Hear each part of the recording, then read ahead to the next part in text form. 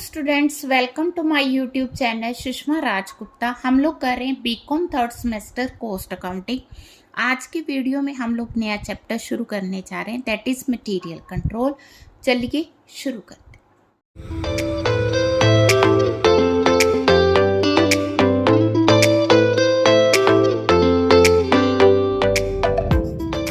जी, सबसे पहले material control होता क्या?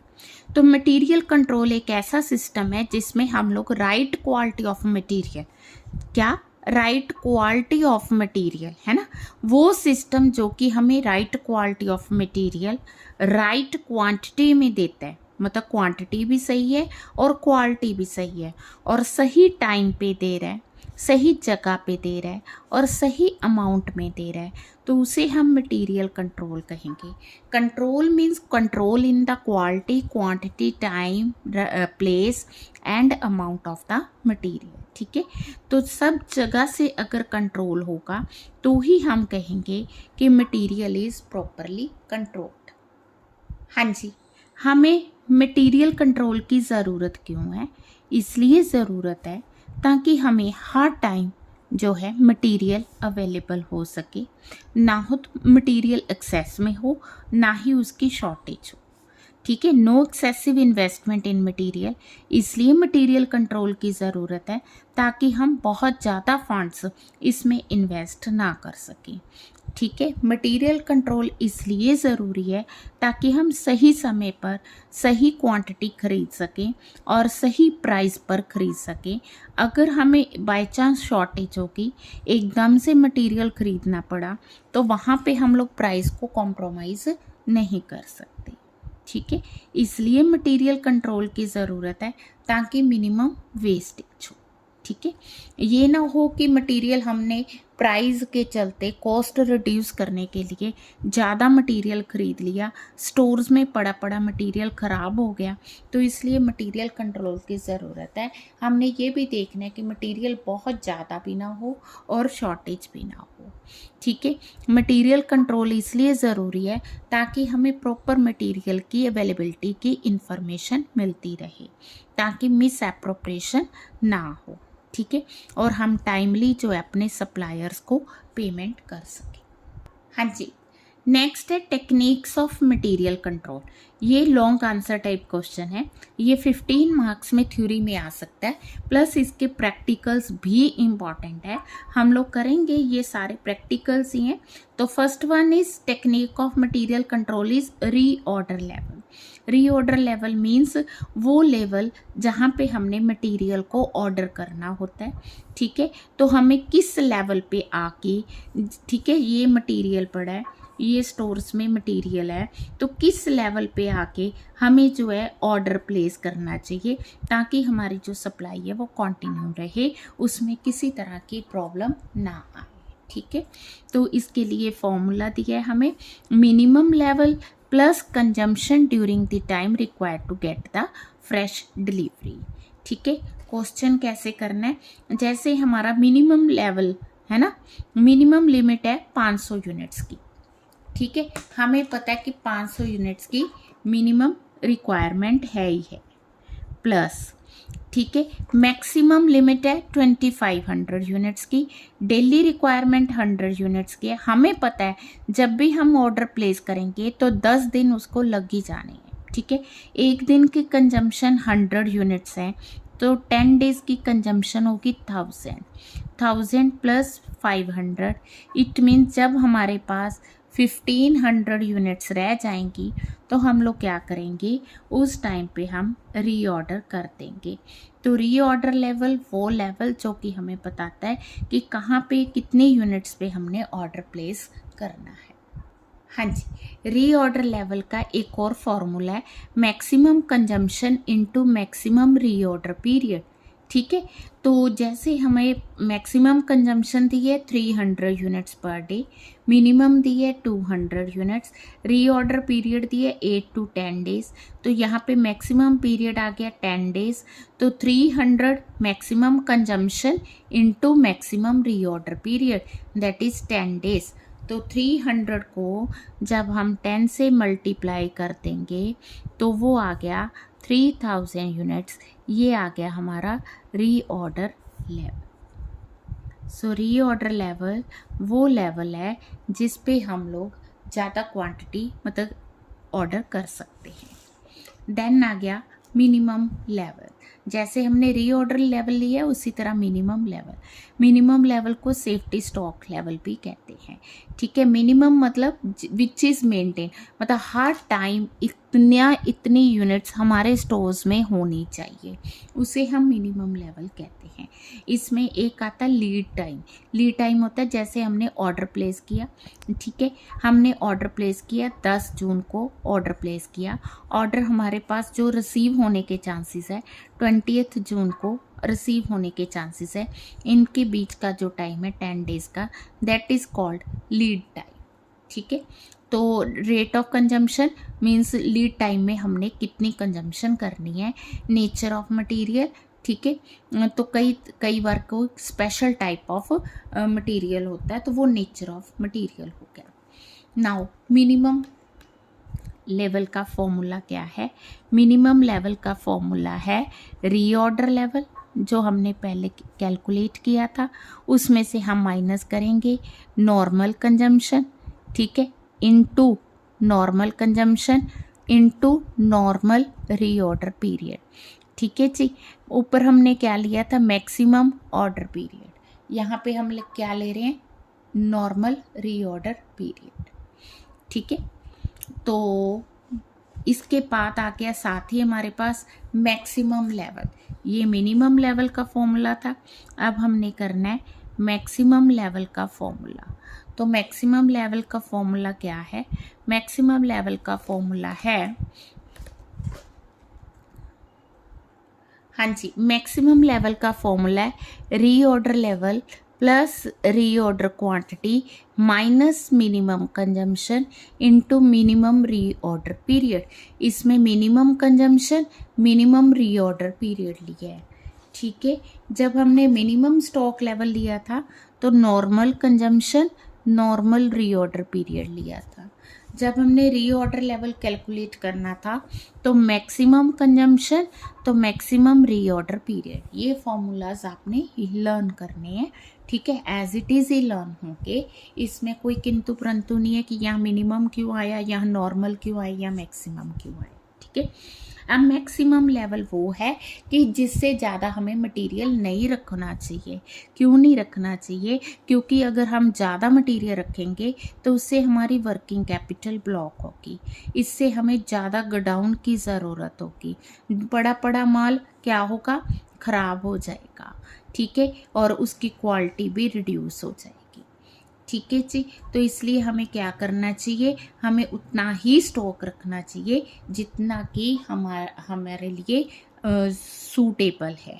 ठीक है, कैसे पता चलेगा कितना स्टॉक रखना है? वो हमें इस फॉर्मूला से पता चलेगा। ठीक है, देन डेंजर लेवल कौन सा लेवल होता है? वो लेवल है कि इससे नीचे तो हमने मतलब स्टॉक होना ही नहीं चाहिए। जैसे कह दो 500 यूनिट्स का डेंजर लेवल है, किसी भी हालत में जो स्टॉक है वो 500 यूनिट से कम नहीं होना चाहिए। अगर यहाँ पे हमें बाय चांस गुड्स इशू करनी भी पड़ी तो हम तभी करेंगे अगर हमें कोई स्पेसिफिक इंस्ट्रक्शंस होंगी, अदरवाइज नहीं करेंगे। ठीक है, तो डेंजर लेवल के लिए average consumption into maximum reorder period for emergency. ठीक है जी, तो फॉर्मूलाज हैं। नेक्स्ट फॉर्मूला है एवरेज स्टॉक लेवल का। तो average stock level minimum plus 1/2 of reorder quantity. हाँ जी, अब हमारे पास ये इलस्ट्रेशन है, इसमें हम लोग जो है वैसे तो इकोनॉमिक ऑर्डर क्वांटिटी है वो बाद में करेंगे, इसके अलावा हम लोग कैलकुलेट करेंगे reorder level, minimum level, maximum level और डेंजर लेवल। ठीक है, क्वेश्चन हमें ये दिया हुआ है। तो सबसे पहले हमारा क्वेश्चन है रीऑर्डर लेवल का। तो रीऑर्डर लेवल का फॉर्मूला क्या है? Maximum consumption into maximum reorder period. अब इसमें देखो कि मैक्सिमम कंजम्पशन कितनी दी है। ठीक है, मैक्सिमम कंजम्पशन हमें दी है, यहाँ क्वेश्चन में दी है कॉस्ट 300 है, टोटल कंजम्पशन 72,000 है। मैक्सिमम कंजम्पशन 400 यूनिट्स है, मिनिमम कंजम्पशन 200 यूनिट्स है। तो maximum consumption 400 units, maximum reorder period 20 days. तो maximum consumption into maximum period, ये आ गया हमारा रीऑर्डर लेवल। ठीक है जी। नेक्स्ट आ गया मिनिमम लेवल। तो मिनिमम लेवल हमने किया था रीऑर्डर लेवल, जो अभी हमने कैलकुलेट किया है, minus normal consumption into normal. अब नॉर्मल कंजम्पशन तो हमें दी नहीं है, एक हमें मैक्सिमम दी है, एक मिनिमम दी है। तो नॉर्मल कैसे करेंगे, maximum plus minimum divided by 2। तो ये कितनी आ गई, 300 यूनिट्स। तो नॉर्मल कंजम्पशन आ गई 300 यूनिट्स। नॉर्मल पीरियड कितना आ गया, 14 डेज, ये दिया ही हुआ है 14 डेज। ठीक है जी। तो 8000 minus this is equal to 3800 units. ये आ गई हमारी क्या, मिनिमम लेवल। ठीक है जी। इसके बाद हमने तीसरा कैलकुलेट करना है मैक्सिमम लेवल। तो maximum level is equal to reorder level plus reorder quantity minus minimum consumption into minimum reorder. ठीक है जी। फॉर्मूला याद करने हैं। तो रीऑर्डर लेवल हमने पहले कैलकुलेट ही किया है 8000 units, reorder quantity that is 3000 units, जो हमने इकोनॉमिक ऑर्डर क्वांटिटी में की है। ठीक है, वो भी करेंगे हम, minus minimum consumption. Minimum consumption कितनी दी है, 200 यूनिट्स। मिनिमम पीरियड कितना दिया है, 8 डेज। ठीक है, तो ये फॉर्मूलाज में आपने यूनिट्स पुट करनी है, तो आपका आंसर आ जाएगा 9400 यूनिट्स। ठीक है जी। नेक्स्ट आ गया डेंजर लेवल। तो उसका क्या फार्मूला था, average consumption into maximum reorder period for emergency. Emergency का उन्होंने हमें दिया हुआ है कितना, 5 डेज। ठीक है, एवरेज कंजम्पशन हमने अभी कैलकुलेट की थी 300 यूनिट्स। तो 300 यूनिट्स को 5 से मल्टीप्लाई करोगे तो वो आ गया 1500 यूनिट्स। तो इस तरह से आपको स्टेटमेंट दी होगी, तो उसमें से आपने ये फॉर्मूला लगा के क्वेश्चन सॉल्व करना है। 15 मार्क्स का क्वेश्चन बन रहा है। हाँ जी, मटेरियल कंट्रोल का फर्स्ट मेथड था लेवल सेटिंग। लेवल सेटिंग हमने कर लिया, जिसमें ये सारे जो है लेवल्स के फॉर्मूलाज दिए। सेकंड आ गया economic order quantity. Economic order quantity हमें ये बताती है कितनी क्वांटिटी ऑर्डर करें कि हमें इकोनॉमिक पड़े। इकोनॉमिकल मतलब सबसे मिनिमम कॉस्ट पे पड़े। कितनी क्वांटिटी ऑर्डर करें, भी क्वांटिटी ज़्यादा भी ना हो और कम भी ना हो। ठीक है, तो इसमें 3 तरह की कॉस्ट आती है, acquisition cost, order cost, carrying cost. Acquisition cost आ गई उस गुड्स को अक्वायर करने की कॉस्ट, मटेरियल कॉस्ट। ठीक है, सेकंड आ गई कैरिंग कॉस्ट। कैरिंग कॉस्ट मतलब मटेरियल को कैरी करने की। कैरी कहाँ करना है, रखना कहाँ है, स्टोरेज में रखना है, तो स्टोरेज की कॉस्ट। बिन्स और रैक्स की कॉस्ट आ गई, है ना, कि जो मटेरियल पड़ा वो डिटेरियोरेट ना हो, उसको मेंटेन करने की कॉस्ट। ठीक है, amount of interest payable on locked up material, है ना, हमने मटेरियल खरीदा, उस पे जो इंटरेस्ट मिलना था, उन पैसों से जिससे मटेरियल खरीदा है, वो इंटरेस्ट भी एक तरह की कॉस्ट मानी जाएगी। ठीक है, cost of spoilage in storage, transportation cost, cost of obsolescence on account of the obsolete. पड़ा मटेरियल कई बार आउट ऑफ फैशन हो सकता है। ठीक है, तो उसकी cost, insurance cost, clerical cost. तो ये सारी आ गई हमारी कैरिंग कॉस्ट।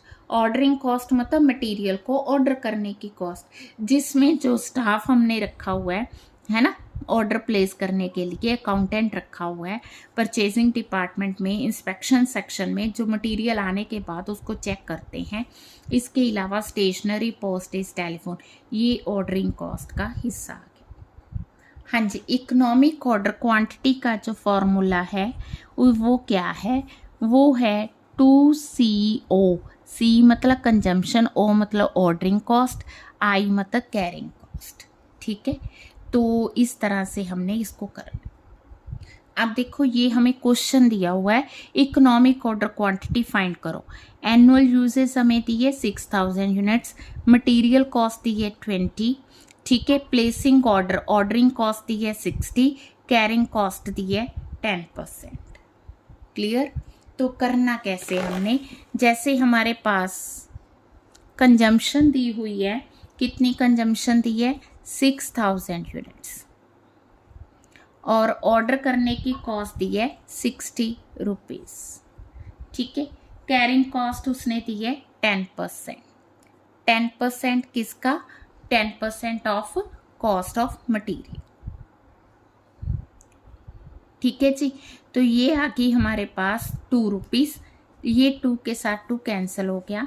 जब हमने इसका अंडर रूट किया तो 600 यूनिट्स आंसर आ गया। तो इकोनॉमिक ऑर्डर क्वांटिटी 600 है। हाँ जी, अब इस टेबल से मैं बताना चाहूँगी इकोनॉमिक ऑर्डर क्वांटिटी क्लियरली आपको पता चलेगा। देखो हमने क्या फाइंड किया कि 600 यूनिट्स जो हैं वो इकोनॉमिक ऑर्डर क्वांटिटी है। मतलब अगर आपने पूरे साल की कंजम्पशन 6000 यूनिट्स है तो एक टाइम पे आप 600 यूनिट्स ऑर्डर करोगे तो सस्ता पड़ेगा, ठीक है। इट मीन्स कि आप पूरे साल के 10 ऑर्डर करोगे तो आपको सस्ता पड़ेगा, ठीक है। तो ऑर्डरिंग कॉस्ट आपकी कितनी है 60 रुपीज़, 10 ऑर्डर करोगे तो 600 आ गई।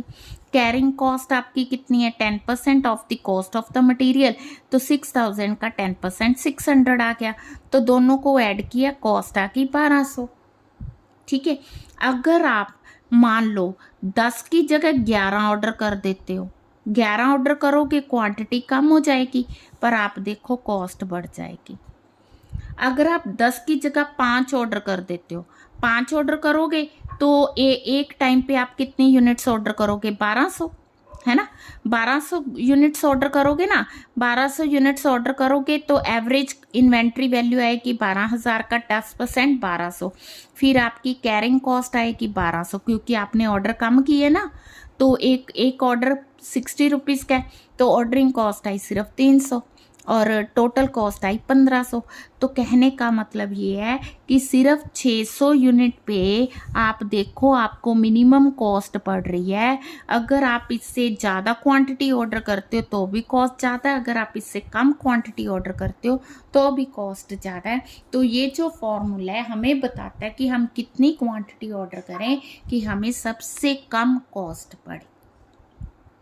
हाँ जी, इस टेबल से हमें ये भी पता चलता है, देखो आप एक ही टाइम पे क्वांटिटी ऑर्डर करोगे तो आपको ऑर्डरिंग कॉस्ट कम पड़ेगी, क्योंकि एक ही ऑर्डर किया ना तो 60 रुपीज़ पड़ेगी। अगर आप ज़्यादा ऑर्डर करोगे तो ऑर्डरिंग कॉस्ट आपको ज़्यादा पड़ेगी। तो जो ऑर्डरिंग कॉस्ट है वो ज़्यादा ऑर्डर करने से कॉस्ट बढ़ रही है, ठीक है। और कैरिंग कॉस्ट आप देखो कि जो है ऑर्डर जितने ज़्यादा ऑर्डर प्लेस करोगे, है ना, उतनी कैरिंग कॉस्ट कम होगी। तो कैरिंग कॉस्ट जो है वो ऑर्डर्स के साथ साथ कम हो रही है और जो टोटल कॉस्ट है वो इस तरह से आपकी आएगी। हाँ जी, अब जो हम ये एग्जाम्पल कर रहे थे इसमें हमने इकोनॉमिक ऑर्डर क्वांटिटी फाइंड करनी है। तो हमें जो है पता है कंजम्पशन ड्यूरिंग द ईयर हमें दी है 72,000 यूनिट्स की और कॉस्ट दी है हमें 300 पर यूनिट और हमें ऑर्डरिंग कॉस्ट भी दी है। ऑर्डरिंग कॉस्ट देखो कितनी दी है 2250, कैरिंग कॉस्ट दी है 12% पर एनम, ठीक है जी। तो हमने करना क्या है, economic order quantity 2 into annual consumption 72,000, ordering cost 2250, carrying cost that is 12%। 12% किसका, कॉस्ट पर यूनिट का, कितनी दी है 300, तो ये है 36 आ गया, ठीक है। अब इसको जब हमने अंडर रूट करके सॉल्व किया तो ये आ गया 3000 यूनिट्स, ठीक है जी।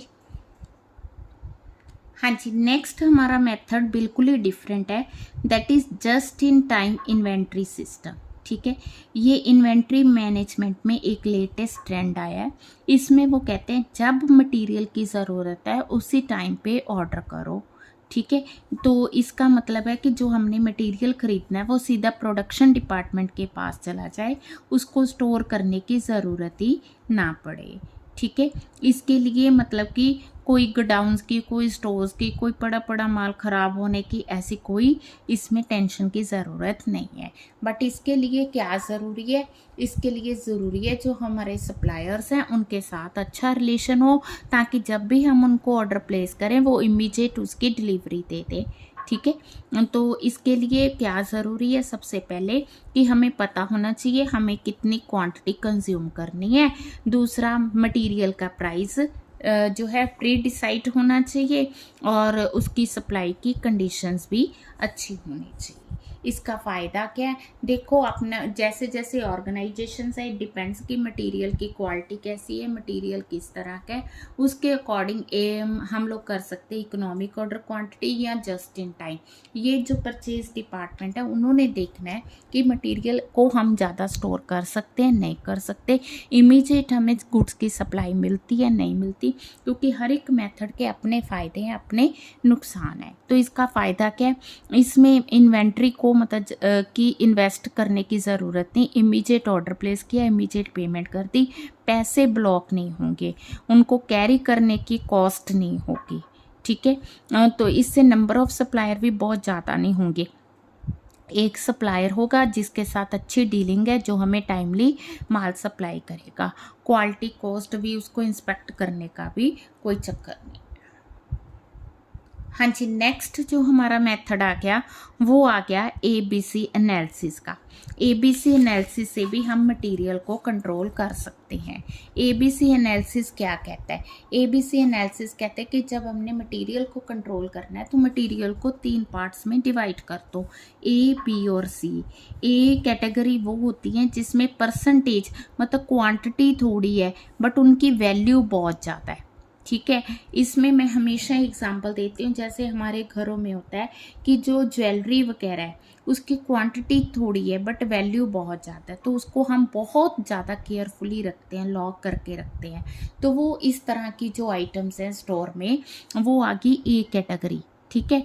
B कैटेगरी वो गुड्स हैं जिनकी क्वांटिटी इनसे थोड़ी ज़्यादा है और वैल्यू थोड़ी कम है। क्वांटिटी ज़्यादा है, इतनी ज़्यादा नहीं है जितनी C की है ना। जैसे हम लोग कह सकते हैं कि कई चीज़ें ऐसी होती हैं कि जिनके होने या ना होने से कोई ज़्यादा फ़र्क नहीं पड़ता। जैसे हम कह सकते हैं स्टेशनरी में पेपर्स हैं, तो पेपर्स की क्वांटिटी इतनी मैटर नहीं करती क्योंकि उनकी कॉस्ट बहुत कम होती है। तो सेकंड कैटेगरी जिनकी परसेंटेज 25% है और कॉस्ट 20% है, उनको हमने B कैटेगरी का नाम दे दिया। C कैटेगरी में जिनकी क्वांटिटी बहुत ज़्यादा है और जिनकी कॉस्ट बहुत कम है, वो C कैटेगरी आ गई। ठीक है। हाँ जी, ABC एनालिसिस से हमें फ़ायदा क्या होगा, सबसे पहले तो हम लोग स्ट्रिक्ट कंट्रोल कर सकते हैं। स्ट्रिक्ट कंट्रोल कैसे, जो ए आइटम्स है ना जिनकी वैल्यू सबसे ज़्यादा, उन पर ज़्यादा अच्छा टाइम्स मतलब ज़्यादा अच्छा कंट्रोल कर सकते हैं। ठीक है। B और C को क्लरिकल स्टाफ जो है वो मैनेज कर सकता है, इसको मैनेजरियल करेगी और इसको क्लरिकल स्टाफ भी सुपरवाइज कर सकता है। इससे क्या होगा, कंट्रोल करने की कॉस्ट कम हो जाएगी। इससे हमें इन्वेंट्री में ज़्यादा पैसा इन्वेस्ट नहीं करना होगा, स्टोर करने की कॉस्ट पहले से काफ़ी कम हो जाएगी। हाँ जी, नेक्स्ट जो मेथड है मटेरियल कंट्रोल का, that is VED। VED means vital, essential, desirable. ठीक है। अब यहाँ पे हमने जो वैल्यू ऑफ गुड्स लेनी है वो मनी में नहीं लेनी, वो हमने वैल्यू इन यूज़ लेनी है। कई चीज़ें ऐसी होती हैं जिनकी कॉस्ट कुछ भी नहीं है बट उनकी वैल्यू इन यूज़ बहुत ज़्यादा है। तो वैल्यू में सबसे पहले हमने वाइटल जो बहुत ज़्यादा ज़रूरी है, देन इसेंशियल्स, एंड उसके बाद हमने थर्ड कैटेगरी लेनी है डिज़ायरेबल। ठीक है। First is vital. इसमें मैं एग्जांपल हमेशा लेती हूँ, जैसे पहले होता था ना, जनरेटर्स जो हैं उनको मैनुअली चलाते थे, तो मैनुअली चलाने के लिए उसका एक हैंडल होता था जिससे वो चलाया जाता था। अब किसी भी फैक्ट्री में प्रोडक्शन ना रुके इसलिए जनरेटर को चलाना इमीडिएट, जब भी जो है बिजली जाएगी तो जनरेटर चलाना ज़रूरी है, उसके लिए हैंडल की ज़रूरत है, बिना हैंडल के जनरेटर नहीं चलेगा। तो यहाँ पे मैं एक जस्ट एग्जांपल दे रही हूँ, यहाँ पे हैंडल ऑफ द जनरेटर क्या हो गया, वाइटल आइटम, ठीक है, जिसकी वैल्यू इन यूज़ बहुत ज़्यादा है। पैसे वैसे वो चाहे 100-200 रुपए का हो, बट उसकी वैल्यू इन यूज़ ज़्यादा है, तो इसको हम क्या करेंगे, एक ऐसी जगह पे रखेंगे जहाँ पे वो इजीली अवेलेबल हो। सेकंड आ गया इसेंशियल, जिनकी फ्रीक्वेंट ज़रूरत पड़ती रहती है। थर्ड आगे डिज़ायरेबल, जिनकी बहुत कम ज़रूरत होती है।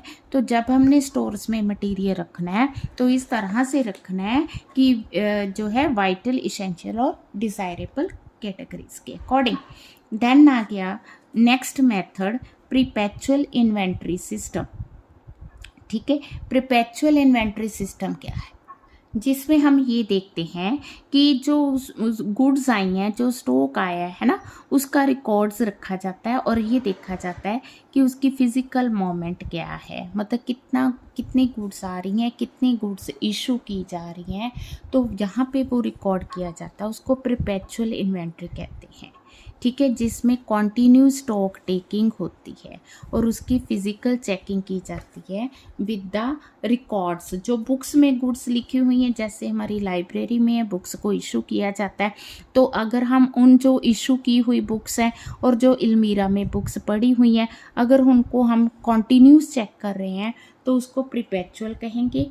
अगर उनको साल में 1 या 2 बार चेक किया जाता है तो उसको पीरियोडिक इन्वेंट्री सिस्टम कहा जाता है। ठीक है, तो इसका अवॉइडेबल कॉजेज क्या है, क्यों की जाती है, ताकि क्लैरिकल मिस्टेक्स है ना उसको देखा जा सके, चोरी से बचाया जा सके, केयरलेस ना हो, है ना, ज़्यादा या कम मटेरियल इशू ना हो जाए। ठीक है जी। अगला जो हमारा मेथड है डबल बिन सिस्टम, ये स्मॉल ऑर्गेनाइजेशंस में यूज़ किया जाता है, जहाँ पे हम मटेरियल कंट्रोल टेक्निक्स, बड़ी बड़ी जो टेक्निक्स हैं उनको यूज़ नहीं कर सकते। इसमें क्या है कि जो स्टोर्स हैं उनको 2 कंपार्टमेंट्स में डिवाइड किया जाता है, दोनों में हम मटेरियल रखते हैं। जब मटेरियल इशू करना है तो एक फर्स्ट कंपार्टमेंट से मटेरियल इशू किया जाता है, सेकेंड कंपार्टमेंट का मटेरियल रेगुलरली यूज़ नहीं किया जाता। जब फर्स्ट कंपार्टमेंट का मटेरियल ख़त्म हो जाता है तो ऑर्डर प्लेस कर दिया जाता है, इन बिटवीन सेकंड कंपार्टमेंट से मटेरियल यूज़ किया जाता है, तो वो करते करते फर्स्ट मतलब जो है बाकी का मटेरियल आ जाता है। इनपुट आउटपुट रेशो, ये देखने के लिए कि जो मटेरियल यूजेस एफिशिएंसी कितनी है, हम लोग इनपुट आउटपुट रेशो कैलकुलेट करते हैं। इसमें हम input divided by output into 100 करते हैं। जैसे ये फॉर्मूला है कि इनपुट है 1080, आउटपुट है 900, तो एफिशिएंसी क्या है, इनपुट आउटपुट रेशो क्या है, 120%। ठीक है, इसी तरह मटेरियल कंट्रोल करने के लिए आती है material turnover ratio. Material turnover ratio भी हमें यही बताती है कि मटेरियल कितना उसके इशू करने और मटेरियल रिसीव करने की फ्रीक्वेंसी क्या है, वो हमें डेज में बताती है। जैसे अगर हम कहें कि रेशो मटेरियल टर्नओवर रेशो बहुत कम है, तो इट मीन्स कि हमारे पास स्टॉक पुराना पड़ा है, या कह दो कि आउटडेटेड है, वो यूज़ नहीं हो रहा, उसकी कोई डिमांड ही नहीं है। अगर हाई टर्नओवर रेशो है, इट मीन्स कि फास्ट मूविंग स्टॉक है, या ये कह दो कि हमने स्टॉक में इन्वेस्टमेंट ही कम की है। हाँ जी, ये रेशो हमें 3 तरह का स्टॉक बताती है। स्लो मूविंग वो आइटम्स हैं जो कि हम फ्रीक्वेंट यूज़ नहीं करते हैं, इशू नहीं करते हैं। डॉर्मेंट वो है जो रेयरली इशू की जाती है, ये तो कभी कभार इशू की जाती है, ये बहुत रेयर यूज़ की जाती हैं। ठीक है, और ऑब्सोलीट स्टॉक वो हो गया जो आउटमोडेड है ना, अब इसका मतलब कि प्रोडक्शन में कहीं ज़्यादा यूज़ है ही नहीं। ठीक है जी। नेक्स्ट हमारा आ गया FNSD एनालिसिस। इसमें हम जो मटेरियल है उसको 4 कैटेगरीज में डिवाइड करते हैं, जैसा कि टर्नओवर रेशो से भी पता चला। F stands for fast moving, है ना, जिनको हम बहुत जल्दी यूज़ करते हैं। N stands for normal moving, है ना, जो एक फिक्स पीरियड के बाद ख़त्म हो जाती हैं। S stands for slow moving, जो कभी कभार यूज़ की जाती हैं। और डी फॉर डेड आइटम्स, जिनकी डिमांड ऑलमोस्ट नहीं है। ठीक है जी। हाँ जी, at the end material control के लिए मटेरियल कॉस्ट रिपोर्ट तैयार की जाती है, इसलिए तैयार की जाती है ताकि मटेरियल को प्रॉपरली कंट्रोल किया जा सके। इसने मटेरियल कंट्रोल को 3 पार्ट्स में डिवाइड किया, परचेज कंट्रोल, स्टोर्स कंट्रोल और कंजम्पशन कंट्रोल। ठीक है, परचेज कंट्रोल मीन्स जो कि परचेजिंग डिपार्टमेंट की एफिशिएंसी को शो करता है। स्टोर्स कंट्रोल स्टोर डिपार्टमेंट की एफिशिएंसी को शो करता है। ठीक है, और जो थर्ड वन है कंजम्पशन कंट्रोल, है ना, विद किस तरह से ये फॉरमैन डिपार्टमेंट फॉरमैन की जो है एफिशिएंसी को शो करता है। तो ये जो रिपोर्ट है मटेरियल कंट्रोल के लिए बहुत बेनिफिशियल। हाँ जी, ये थे various methods of material control, various techniques of material control. तो ये जो क्वेश्चन है थ्योरेटिकली प्रैक्टिकली दोनों तरह से इम्पॉर्टेंट है। मैंने थोड़े से प्रैक्टिकल्स किए हैं, आपने एग्जांपल्स करनी है, अच्छे से इनको रिवाइज करना है। 5 मार्क्स में भी आ सकता है, 15 मार्क्स में भी क्वेश्चन आपको प्रैक्टिकली आ सकता है। थ्योरेटिकली भी 5 और 15 दोनों के लिए इम्पॉर्टेंट है। वीडियो अच्छी लगी वीडियो को लाइक करें, चैनल को अभी तक नहीं सब्सक्राइब किया ज़रूर सब्सक्राइब करें और ज़्यादा से ज़्यादा वीडियो शेयर करें। Thank you.